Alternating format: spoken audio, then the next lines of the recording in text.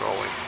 Okay, in order to change temperature, you hold this button in, wait for it, raise the temperature, lower the temperature, let it go.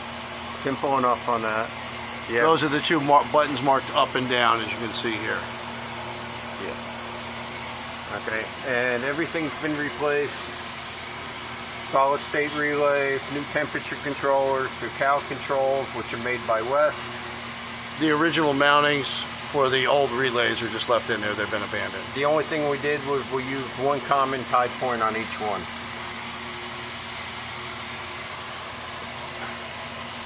All readings are in C.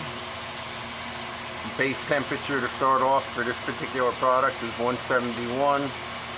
What we're actually doing here is we're higher on the temperature to warm the tube up, and then that's the first station. Second station, we're still at the same temperature as that. Third station, to get rid of the ears and the other, we're a little lower. So the whole idea is saturate the heat in the first station, second station, and the third is just to maintain it so we have a nice aesthetics on the outside of the tube.